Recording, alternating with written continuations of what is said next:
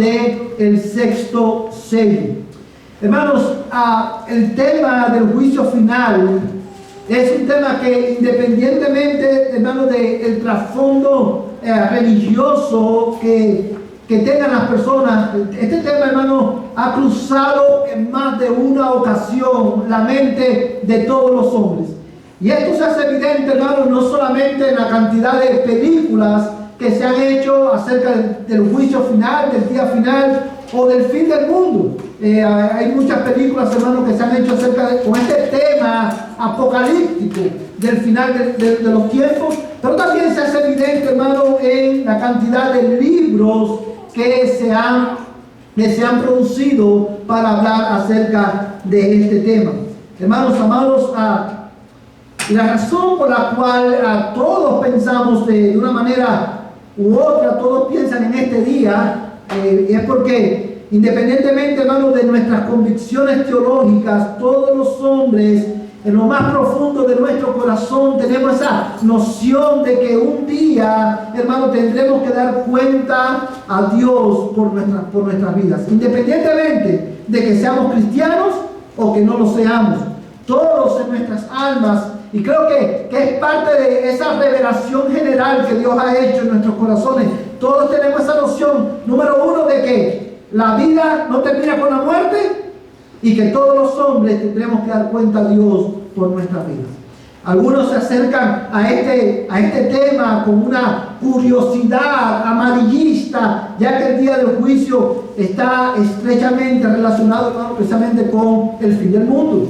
Otros se acercan a este tema con un espíritu desafiante, asumiendo que este día nunca va a llegar, que este día simplemente es un mecanismo que la religión ha utilizado para dominar y esclavizar la conciencia de los hombres. Muchos se acercan a este día con esa actitud desafiante, creyendo que ellos mismos son la autoridad suprema de sus vidas. Otros, hermanos, tratan de ignorar esta realidad, convenciéndose a sí mismos de que la muerte es el final de todo. Y otros, por su lado, hermanos, se enfocan al pensar con relación a este tema, se enfocan tanto en las cosas de este mundo que quieren anular, hermanos, en su mente esta realidad que palpita en nuestras almas, que un día tendremos que presentarnos delante del Creador. Amados hermanos, es por esta razón que nosotros debemos prestar atención al pasaje que vamos a estar hablando, considerando en esta mañana, porque independientemente de la postura que nosotros tengamos acerca del día del juicio final y del fin del mundo, como nosotros lo conocemos, independientemente de cuál sea tu postura, hermano, ese día es inevitable. Ese día ha sido establecido por Dios. Y porque ha sido un día establecido por Dios, todos los que estamos aquí en esta mañana debemos prestar atención a este pasaje que abre una ventana a través de la cual podemos mirar en la naturaleza de este día y de las consecuencias para todos los hombres que va a traer, hermano, el día del juicio final. Pero porque este día también ha sido establecido por Dios y es inevitable. No solamente debemos prestar atención a lo que Dios dice acerca de este día, sino que también todos los hombres debemos prepararnos para ese día. Leyendo la Escritura, usted se da cuenta, hermano, que Dios, a través en la medida que la revelación va progresando en la Biblia, usted se da cuenta, usted va a notar y va a leer muchos pasajes en los que Dios ha traído juicio, no solamente sobre naciones, sino también juicio sobre su pueblo. Y a través del profeta Amós específicamente, Dios, hermano, anuncia a su pueblo que va a traer juicio, que va a traer este día de juicio, y le dice, porque yo he de venir a tu encuentro, prepárate para venir al encuentro de tu Dios. Y es con esta verdad, hermano, que hoy queremos acercarnos al pasaje que hoy nos ocupa. Queremos acercarnos a este pasaje con humildad. Queremos acercarnos a este pasaje, hermano, convencidos de nuestra necesidad de ser informados con la Escritura acerca de las cosas que van a pasar ese día.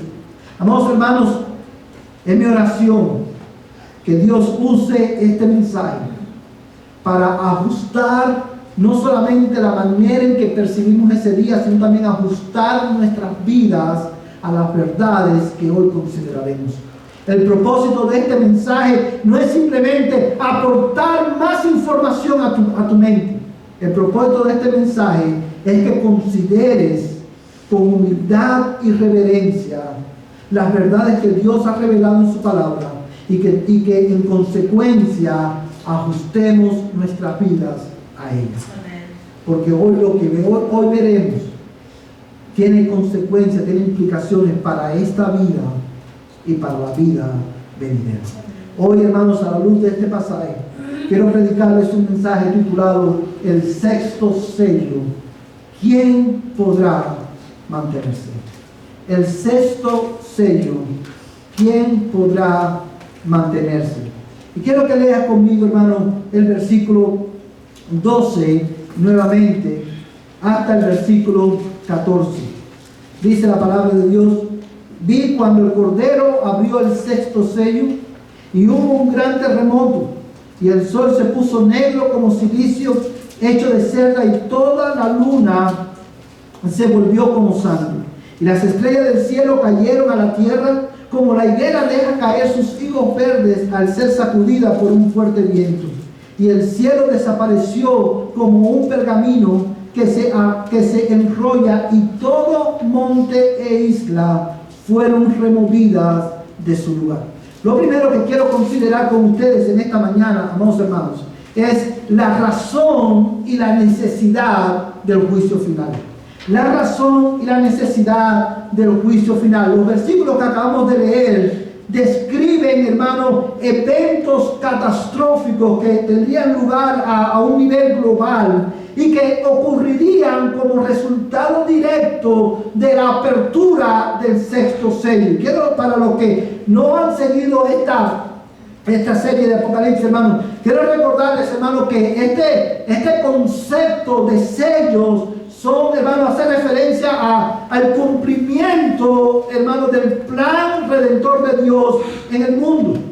Y como resultado de la apertura de este sello, hermano, ocurren estas catástrofes no solamente no a nivel local, sino a un nivel global. Y estos eventos, hermanos, están estrechamente relacionados también con la consumación de la historia de la humanidad, la cual culmina precisamente con el advenimiento de Cristo y, hermano, la unión de Cristo con la iglesia y el juicio final de todos los hombres. Cuando nosotros leemos estos versículos, hermano, nosotros somos confrontados con la verdad o con la realidad de lo que ocurrirá como resultado, amados hermanos, de no solamente del segundo advenimiento de Cristo, sino también del juicio que Dios llevará a cabo por medio de Cristo a todos los hombres. Y la razón por la cual nosotros sabemos, amados hermanos, que los eventos descritos en los versículos 12 al 14 tienen que ver con el juicio final, hermano, ese día en que Dios juzgará a todos los hombres, es precisamente por el contexto del pasaje y por el lenguaje que usa Juan en estos versículos. Cuando usted lee el capítulo 6, usted se da cuenta que los primeros 4 sellos tienen que ver con juicios temporales. Juicios que Dios iba a traer de este lado de la eternidad, y estos juicios apuntaban, eran una sombra del juicio por excelencia, del juicio final. El quinto sello habla de ¿qué? De la persecución de la iglesia por mano de hombres impíos. Y cuando Cristo abre el quinto sello, no sé cuántos ustedes recordarán que como parte de la apertura de este sello hay una oración, hay un clamor de los santos en gloria, de la iglesia en gloria, y que dice: ¿hasta cuándo, Señor, esperarás? ¿Para qué? Para vengar nuestras almas o nuestra sangre de las manos de los moradores de la tierra. Y el versículo, y el sexto sello, hermano, contiene, hermano, la descripción del juicio que Dios traería sobre toda la humanidad como parte no solamente del cumplimiento o la consumación de la historia de los hombres, sino también como parte de la oración de la iglesia en gloria. Amados hermanos, y además de esto, cuando nosotros leemos estos versículos detenidamente y vemos el lenguaje que Juan usa, nos damos cuenta, hermanos, que estos eventos tienen que ver precisamente con el juicio final, por la manera en que la Biblia describe este día en otros pasajes de la Escritura. Yo quiero considerar con ustedes, hermanos, 3 textos bíblicos para que ustedes vean, para demostrarles por qué creo que estos 2 primeros versículos o este sello tienen que ver con el juicio final. Quiero que mires, hermano, ahí en el verso 12, dice la Escritura, hermano, de esta manera. Dice la Biblia, hermano, vi cuando el Cordero abrió el 6º sello y hubo, ¿qué cosa? Un gran terremoto. Quiero que compares ese versículo con Nahum capítulo 1, verso del 1 al 5. Nahum capítulo 1, verso del 1 al 5.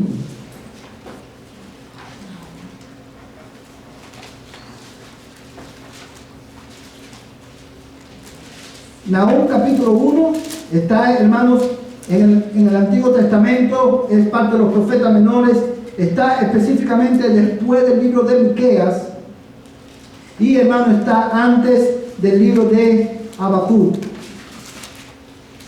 Nahum capítulo 1, verso del 1 al 5, ¿todos lo tienen? Si usted ha leído el libro de Nahum, usted sabe, hermano, que el capítulo 1 y el capítulo 2 hablan acerca de la manifestación del juicio de Dios a Nínive. Ahora, yo creo que tú mires la relación que hay entre el juicio a Nínive y el juicio final.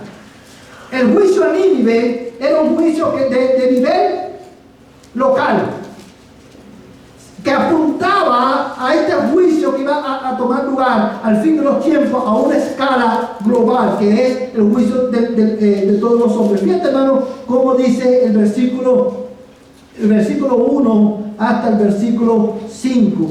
Profecía sobre Nínive, libro de la visión de Nahum de Elcos. Dios celoso y vengador es el Señor. Vengador es el Señor e irascible. El Señor se venga de sus adversarios y guarda rencor a sus enemigos. El Señor es lento para la ira y grande en poder, y ciertamente el Señor no dejará impune al culpable. En el torbellino y la tempestad está su camino, y las nubes son el polvo de sus pies. Él reprende al mar y lo hace secar, y todos los ríos agotan. Languidecen Basán y el Carmelo, y las flores del Líbano se marchitan. Los montes, mira lo que dice el verso 5, los montes tiemblan ante él, y los collados se derriten. Sí, en su presencia se levanta la tierra y el mundo y todos los que en él habitan. Quiero que notes cómo Nahum, al profetizar el juicio de Dios sobre Nínive, no solamente provee una descripción de quién es Dios, sino también, hermano, provee una descripción de lo que ocurriría, del impacto en Nínive y en la tierra del juicio de Dios. Y dice la Biblia, hermano, en el verso 5, que los montes tiemblan ante él. Los montes tiemblan ante la presencia de este Dios que viene a juzgar la tierra. Amados hermanos, a eso es lo que Juan se refería cuando dice que al abrir el 6º sello, que hubo un gran terremoto, porque eso habla del hecho de que Dios ha descendido a juzgar al mundo, a juzgar a todos los hombres. Pero yo quiero que tú notes la descripción que hace Nahum de Dios. Y dice, hermano, y esta descripción es importante a la luz de Apocalipsis capítulo 6, verso 12, porque Apocalipsis capítulo 6, verso 12, una vez más comienza con esta verdad de que es el Cordero el que abre los sellos. La segunda persona de la Trinidad, el Hijo de Dios. Y dice el texto, hermano, en Nahum, dice el verso 2, Dios celoso y vengador es el Señor. Hermanos, un pastor, un teólogo hace un tiempo decía que uno de los problemas más grandes que tiene la iglesia, no el mundo, la iglesia de hoy, es que hemos perdido de vista quién es Dios verdaderamente. Hoy la mayoría de las personas en las iglesias de hoy, cada domingo se reúnen a adorar a un Dios que no es el Dios de la Biblia. Porque se reúnen a adorar a un Dios que es todo amor, todo misericordia, todo compasivo. Un Dios, hermano, que entiende mi necesidad de pecar, que es condescendiente conmigo en mi desobediencia.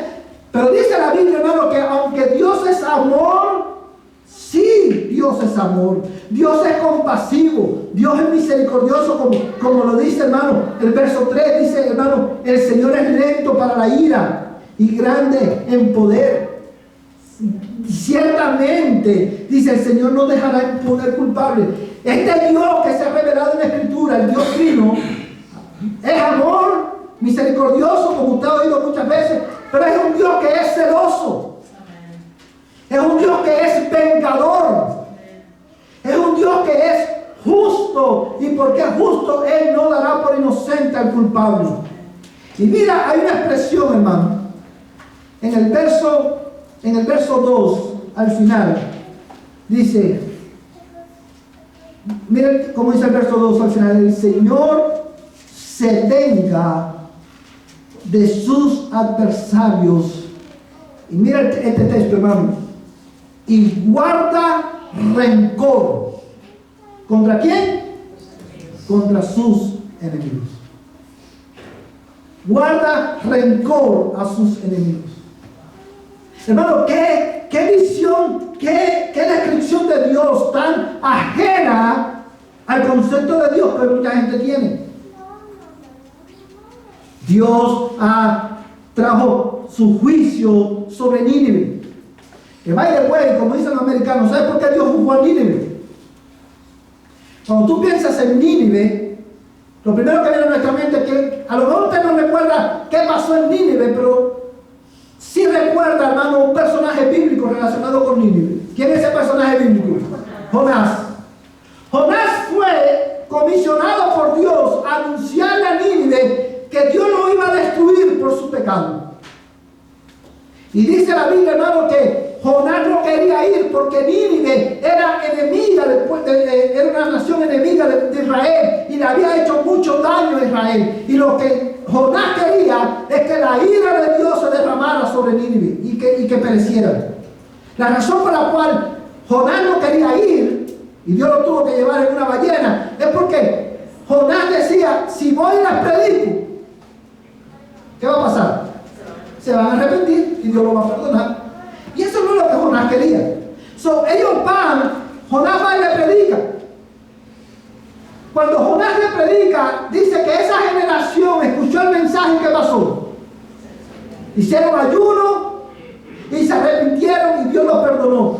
Pero la generación siguiente hizo lo malo delante de Dios y la paciencia de Dios se agotó con Jonás, con Nínive, y Dios destruyó a Nínive. Porque dice la Biblia que Dios es celoso y vengador. Ahora, vamos a regresar a Apocalipsis, hermano. Apocalipsis capítulo 6. Dice, hermano, el texto, mire el verso 14, específicamente. Dice, el cielo desapareció como un pergamino que se enrolla y todo monte e isla fueron removidos de su lugar. Esta transformación, esta remoción de todo lo creado, hermano, el lenguaje que usa es el mismo que usa Pedro en su segunda carta cuando habla del fin del mundo y del juicio final. No lo vamos a leer por cuestión de tiempo, pero en sus notas, si usted quiere apuntar segunda de Pedro capítulo 3, verso 10 en adelante, usted va a ver que Pedro usa el mismo lenguaje para describir el fin del mundo y el advenimiento del juicio final. Ahora, en el verso 19, usted se va a dar cuenta, hermano, ahí mismo en Apocalipsis capítulo 6, verso 17, perdón, dice, porque ha llegado el gran día de la ira de ellos, y dice el texto, ¿y quién podrá mantenerse? Ahora bien, hermano, piensa conmigo por un momento en esto.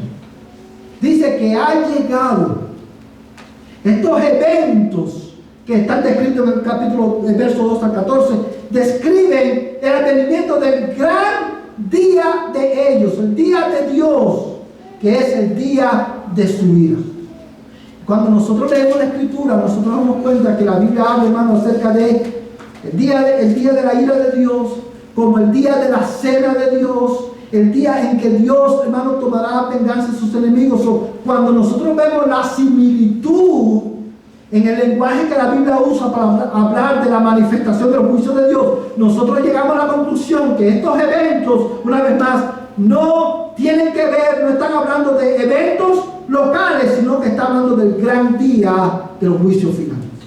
Ahora, cuando nosotros leemos este pasaje, nosotros tenemos que preguntarnos, ¿cómo un Dios bueno y compasivo puede producir estas catástrofes? Amados hermanos, ¿sabe por qué el día del juicio final es tan necesario?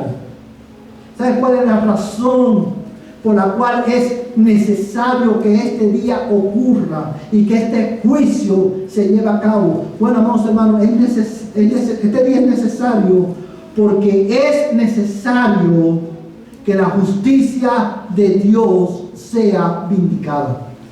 Es necesario que la justicia de Dios sea vindicada. Como mencionábamos hace un momento, en el versículo 10 que describe el quinto sello, hermano, la apertura del quinto sello, habla y contiene la oración de los santos, que dice, ¿hasta cuándo, Señor, esperarás para vengar nuestra sangre de las manos de los que moran en la tierra? Cuando nosotros vemos los versículos, hermano, 2 al 14 o 2 al 17, lo que nosotros tenemos, hermano, es una descripción panorámica. Y digo panorámica porque a través del libro Apocalipsis, usted va a ver cómo poco a poco Juan hace zoom in en este día y empieza a dar más detalles. Pero lo que tenemos aquí es una visión panorámica de ese día en el cual Dios exaltará la gloria de su justicia, castigando, hermano, la maldad de los hombres y vengando, hermano, a su pueblo escogido. Amén. Porque Dios es Dios justo. Amén. Su justicia tiene que ser vindicada. Porque Dios es un Dios justo, es necesario, amados hermanos, que Él tome venganza de sus enemigos, especialmente cuando, amados hermanos, Él le ha dado tiempo a sus enemigos para que se arrepientan y Él mismo, por medio de su Hijo, los ha llamado al arrepentimiento y sus enemigos rehúsan escuchar. Por la rebeldía del corazón del hombre, por la arrogancia del corazón del hombre, por la maldad del corazón del hombre, por, hermano, el rechazo del hombre a Dios, ese día es necesario. Dios tomará venganza de sus enemigos, hermanos, porque Dios es justo. Es necesario que Él castigue justamente a los moradores de la tierra que se deleitan en hacer el mal. Pero no solamente esto, porque Dios es justo, es necesario que Él tome venganza de todos aquellos que en su rebelión contra Dios han perseguido, han maltratado, han afligido y han asesinado a los hijos de Dios. Amén. Hermanos, este día es necesario porque la justicia de Dios tiene que ser vindicada. Si este día no existiera, o si este día fuera, pudiéramos evitarlo, Dios no fuera Dios, Dios no fuera justo, Dios no fuera perfecto. El pastor y teólogo Ligon Duncan, hablando del juicio final, él decía: a lo largo de la Escritura, las palabras que se usan en relación al juicio final de Dios son palabras como ira, indignación, enojo, furia. Estas palabras no son palabras que describen a una deidad fuera de control. Son palabras que describen la respuesta apropiada de un Dios justo a la injusticia, el mal y la maldad. Es por eso que este día es tan importante. Amados hermanos, cuando nosotros leemos la Escritura nos damos cuenta que cuando Dios habla del juicio final, hay una expresión que se repite en casi todos los pasajes, que ese día Dios pagará a cada uno conforme a sus obras. Dios dará justa retribución al hombre por por las obras que han hecho de este lado de la eternidad. Y por eso ese día es tan necesario, porque tú y yo somos criaturas y tenemos que dar cuenta al Creador. Amén, hermanos. Pero también este día es necesario porque es importante, es necesario, hermano, que la exclusividad de Dios sea vindicada. Hermanos, y yo creo que tú te grabes esto en tu mente. El juicio de Dios, el juicio final es necesario porque la justicia de Dios tiene que ser vindicada y porque la exclusividad de Dios tiene que ser vindicada también. Y usted se preguntará, ¿a qué usted se refiere, pastor? Bueno, en el verso 12, hermano, dice la Biblia que hubo un gran terremoto, el sol se puso negro como silicio, dice el verso 13, y las estrellas del cielo cayeron a la tierra como la higuera deja caer sus higos verdes al ser sacudida por un fuerte viento. Dice el verso 14, el cielo desapareció como un pergamino, y quiero resaltar la expresión desapareció, como un pergamino que se enrolla, y todo monte e isla fueron removidos de su lugar. Estos versículos, hermanos, no describen solamente la remoción de la creación bajo maldición como nosotros la conocemos. Estos versículos también, hermanos, apuntan al juicio de Dios a los ídolos de los hombres de este lado de la eternidad. Estos eventos describen el juicio de Dios, amados hermanos, a los juicios, hermanos, a los ídolos en que los hombres, los moradores de la tierra, han puesto su seguridad y su sentido de satisfacción. En el día en el que Dios juzga a los moradores de la tierra, la vanidad de sus ídolos será expuesta y la exclusividad de Dios será vindicada. Los moradores de la tierra, hermanos, son los hombres que ponen su confianza en las cosas de la tierra. Por eso el texto, hermano, usa dos palabras que son clave. Dice en el verso 14 que el cielo desapareció porque todas las cosas visibles en las cuales los hombres han puesto su confianza, todas las cosas visibles de las cuales los hombres derivan su satisfacción y su identidad en este mundo, en ese día glorioso, todos esos ídolos serán removidos y Dios será, su exclusividad como Dios será vindicada.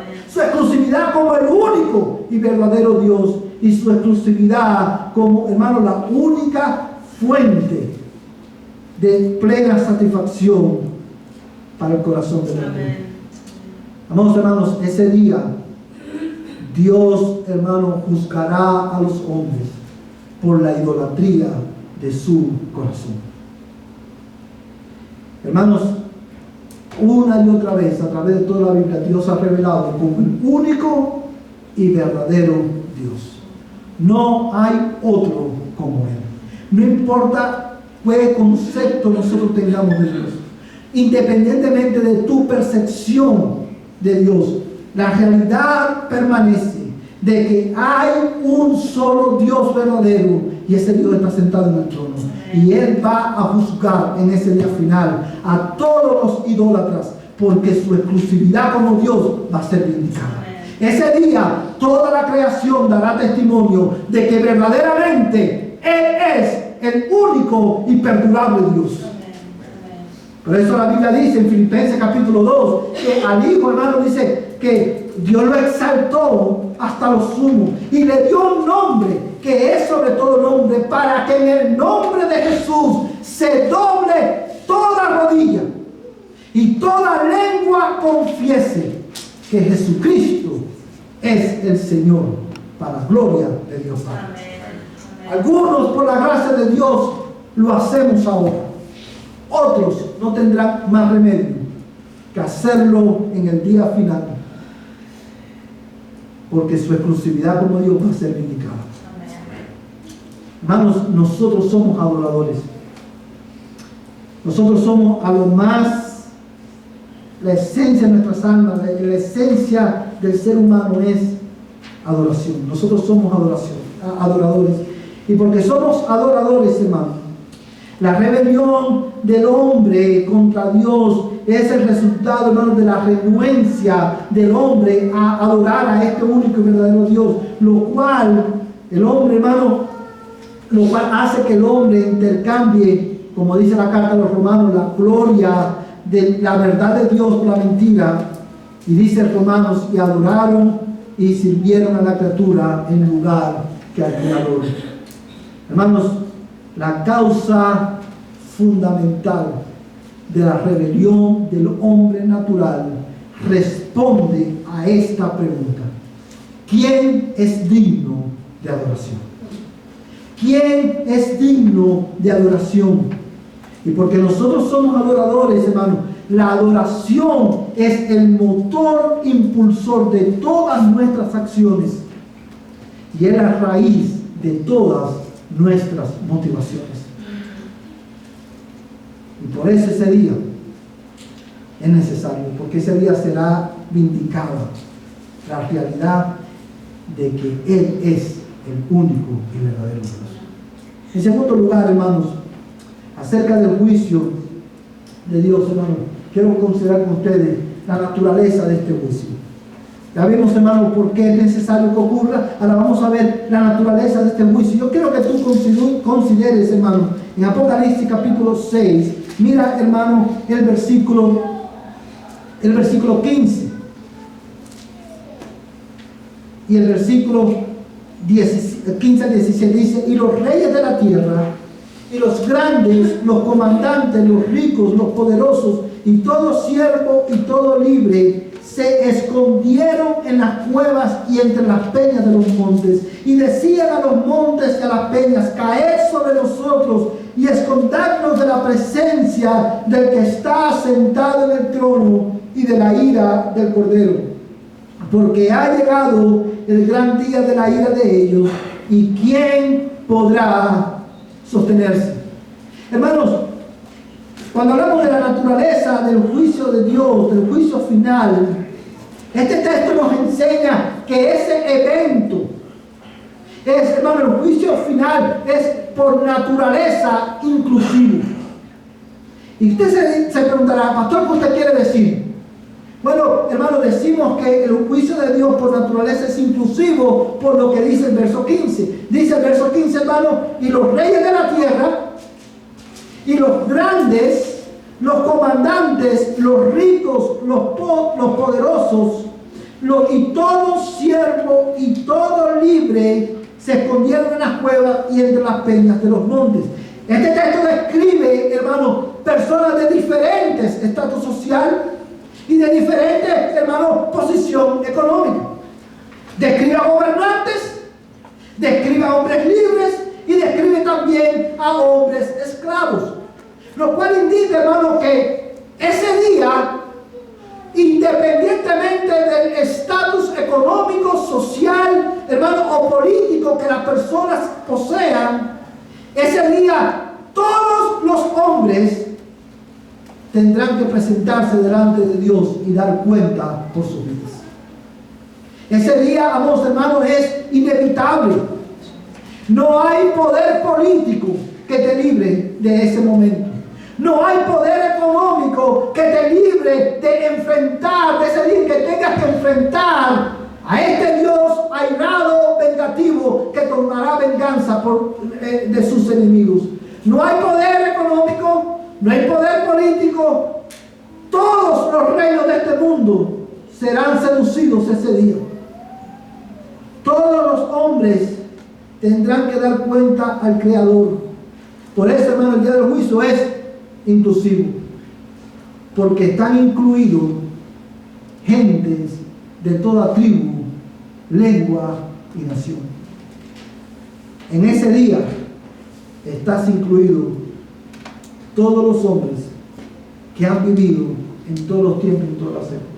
Pero el juicio de Dios también es, hermano, por naturaleza exclusivo. Es inclusivo porque incluye a todos los hombres. Todos los hombres, hermano, van a dar cuenta a Dios por su vida, pero es exclusivo porque ese día serán excluidos del castigo eterno todos aquellos que han buscado refugio en Jesucristo. Y eso lo vemos, hermano, a través de toda la Escritura. Ahora, hermano, ese día, por naturaleza, es un día que será un día terrible. Por medio de de los profetas, Dios le anunciaba a su pueblo, y en una ocasión le dijo: ¿por qué anheláis el día del Señor? Será un día de tinieblas y no un día de luz. Y está hablando, amados hermanos, del hecho de que ese día, como dice la pregunta con la que termina, es tan terrible que el verso 17, hermano, termina con una pregunta retórica: ¿quién podrá mantenerse? ¿O quién podrá sostenerse delante de ese Dios que juzgará a todos los hombres? Para el inconverso, ese es un día de ira. Para los creyentes será un día de recompensa. Amados hermanos, después de haber considerado la naturaleza de este día, el juicio de Dios en un día es inclusivo. Ese día será un día terrible. Ese día es inevitable. Después de haber considerado esto en el texto, quiero terminar con ustedes, hermanos, considerando la esperanza ante el juicio final. La esperanza ante el juicio final. Hermanos, esta pregunta con la cual termina el verso 17 es una pregunta que debe llamar a la reflexión a todo hombre. ¿Quién podrá sostenerse? Si este día es inevitable, si este día es la vindicación de la justicia de Dios, significando que todos los hombres recibirán lo que se acorda a lo que han hecho en este mundo, ¿cuál es la esperanza que tenemos los hombres ante la realidad de que tenemos que presentarnos delante de un Dios justo? ¿Cuál es la esperanza de hombres injustos ante la realidad de que un día inevitablemente tendrán que presentarse delante de Dios y ese día será un día terrible? ¿Cuál es la esperanza? Bueno, amados hermanos, quiero que notes cómo Juan describe a Cristo en este pasaje, y no solamente en este pasaje, sino también en todo el capítulo 6. Dice el versículo, hermanos, 16, dice: y decían a los montes y a las peñas: caed sobre nosotros y escondednos de la presencia del que está sentado en el trono y de la ira del Cordero. Juan describe a Cristo en este pasaje también como el Cordero de Dios. Y esto es significativo, hermano, por tres razones. En primer lugar, esto es significativo, hermano, porque la única esperanza del hombre ante la realidad del juicio final es la justicia perfecta de Jesucristo, el Cordero de Dios. Esa es la única esperanza que el hombre tiene. Si usted recuerda, hermano, mira por ejemplo, en Apocalipsis capítulo 6, yo creo que tú mires, hermano, el versículo 11, el versículo que está anterior al 12, dice, hablando de la iglesia en gloria, y esto lo vimos el domingo pasado, dice: se les dio a cada uno una vestidura blanca y se les dijo que descansaran un poco más de tiempo hasta que se completaran también el número de sus consiervos y de sus hermanos que habían de ser muertos como ellos lo habían sido. No sé cuántos ustedes recordarán que cuando tocamos ese versículo explicábamos que la vestidura blanca no solamente es un símbolo de qué, de victoria, sino que es un símbolo de qué, de justicia perfecta. Mi amada iglesia, mi amado amigo que estás aquí en esta mañana, la única esperanza del hombre ante la realidad de que el juicio de Dios es inevitable, ante la realidad de que ese día Dios pagará a cada hombre conforme a sus obras, tu única esperanza para ese día terrible es la justicia perfecta de Cristo, el Cordero de Dios. Por eso Pablo, escribiendo a los Romanos, en el capítulo 5 le dice: justificados pues por la fe, tenemos paz para con Dios. El Cordero de Dios, a través del cual Dios traerá juicio a las naciones, el Cordero de Dios a través del cual la justicia de Dios será vindicada, a través del cual la exclusividad de Dios será vindicada. Este Cordero descendió del cielo, tomó nuestro lugar en la vida, cumpliendo la ley de Dios a la perfección en nuestro lugar.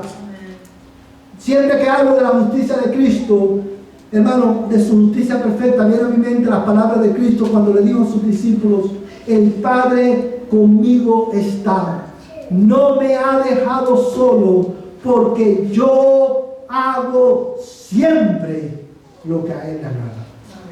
Él es el verdadero justo.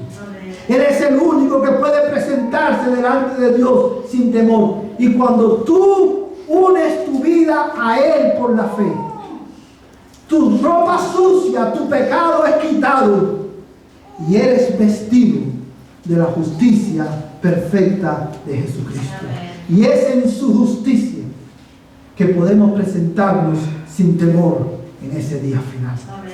Porque ese día, hermano, para ese día tú y yo tenemos un abogado. Y si alguien te preguntara ese día: ¿por qué estás aquí? ¿Cuál es tu esperanza? ¿Por qué, si Dios te dijera en ese día: ¿por qué debo de darte vida eterna y no enviarte al infierno? ¿Cuál es tu confianza para estar delante de Dios? Nuestra confianza es Cristo y su justicia. Es Cristo y su justicia. Él es el único perfectamente justo. Pero también, hermano, nuestra confianza, la única esperanza ante la realidad del juicio es, hermano, la suficiencia del sacrificio de Cristo en nuestro lugar. Amén. ¿Te recuerdas cómo Dios describió, cómo Dios se describe a sí mismo en el libro de Nahum?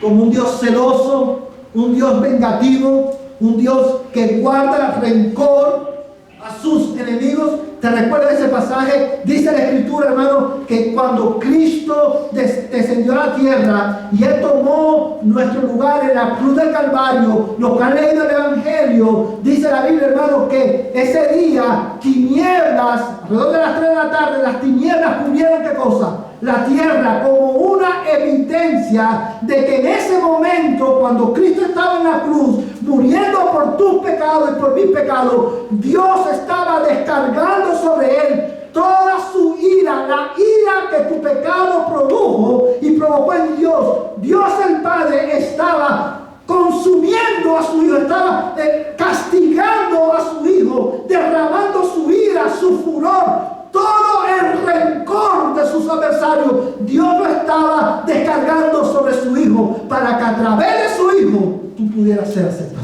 Amén. Si lo puedes ver, hermano. Él fue juzgado para que por medio de Él los que creen sean absueltos. Amén. Él fue juzgado para que por medio de Él tú pudieras tener vida eterna. Él fue toda la ira de Dios, el desprecio de Dios por el pecado de los hombres, por los pecadores. Dios lo descargó en su Hijo para que por medio de Él tú tú no fueras despreciado ese día, sino que fueras amado. Para que en ese día tú pudieras decir, o tú pudieras escuchar la voz de Dios decir: buen siervo y fiel. En lo poco fuiste fiel, en lo mucho te pondré.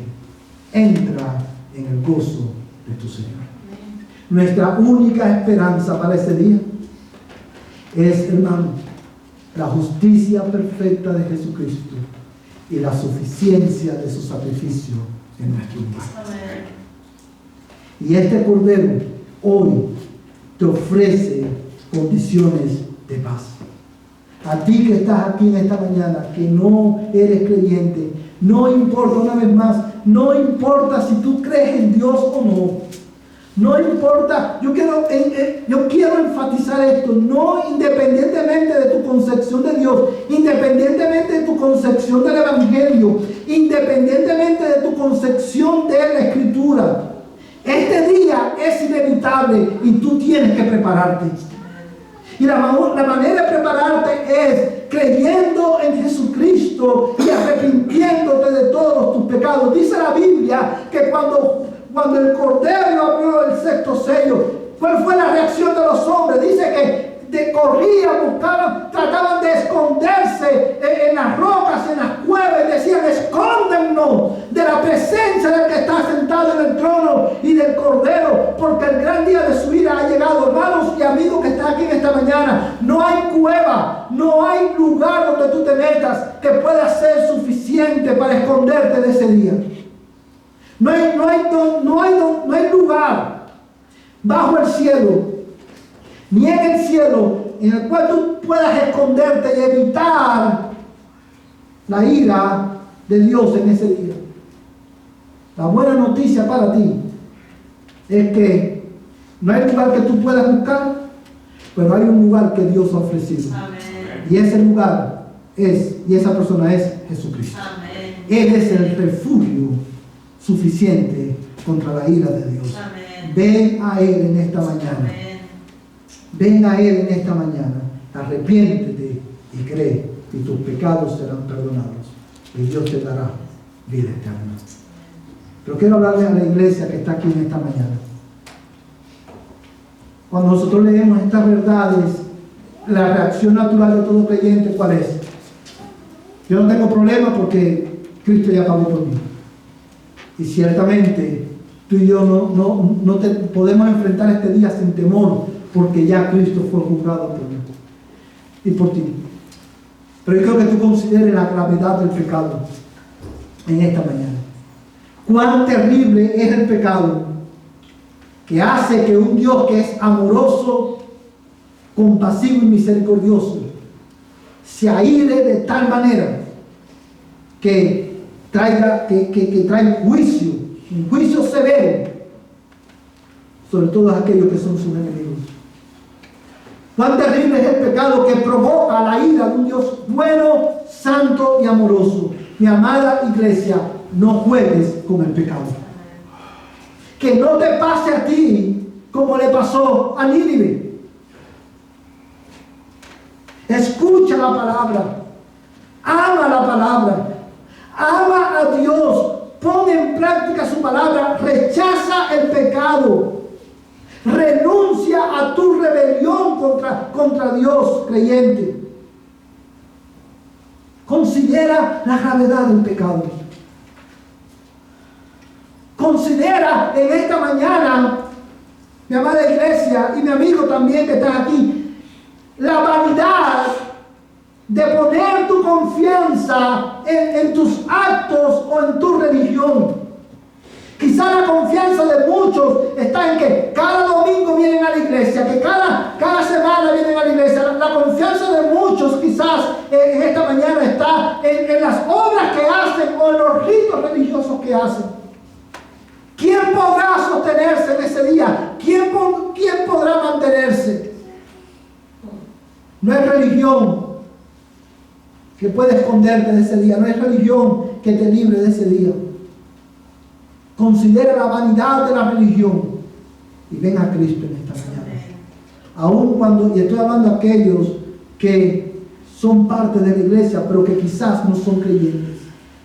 En aquel día, dice la Biblia, en este día inevitable, en este día terrible, dice la Biblia que muchos le dirán a Cristo: Señor, en tu nombre echamos fuera demonios, en tu nombre hicimos milagros, en tu nombre hablamos en lengua. Y dice la Biblia, hermano, que Cristo le dirá: apartaos de mí, nunca os conocí, hacedores de maldad. Tú puedes decir que tú eres cristiano. Tú puedes decir que tú amas a Dios. Como veíamos hoy en la escuela dominical, tú puedes conocer la Biblia de memoria. Pero si tu vida no da fruto, evidencia de gracia, no da fruto de obediencia, hermano, o mi amigo, en esta mañana, no importa si llevas años en la iglesia, tú necesitas buscar refugio en esta mañana en Jesucristo. Él es tu única esperanza. Esta semana conversaba con alguien y le preguntaba acerca de otra persona. Le decía: ¿tú crees que esta persona es cristiano? Tú que lo conoces, ¿tú crees que es cristiano? Y la respuesta de esa persona me dio fue: sí y no. Cuando me dijo sí y no, yo me quería confundir. ¿Y dije, qué tú quieres decir? Bueno, sí porque conoce de Dios, pero no porque no da fruto. Y le dije, ¿no da fruto de gracia? ¿No da fruto? ¿No hay evidencia de gracia en su vida? ¿Tú no ves frutos de fe en su vida? No, dice. Y yo le dije, pues entonces no es cristiano. No existe tal cosa como sí y no. No existe tal cosa como tener un pie en el mundo y uno en la iglesia. O eres o no eres. Y si no eres, tu única esperanza hoy es Cristo. Amén.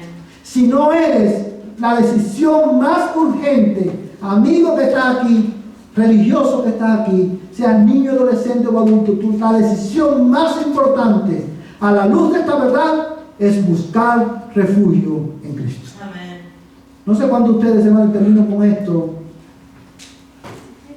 han visto estos programas, estos documentales que dan en la televisión acerca de personas que se preparan para el fin del mundo y hacen bunkers, y en los bunkers meten comida porque para estar listos cuando llegue los días del apocalipsis, el fin del mundo. Y amigos, no hay búnker, no hay recurso humano que tú puedas usar y que sea suficiente para librarte de ese día. Por amor a Dios y por el bien de tu alma, yo te ruego hoy, arrepiéntete.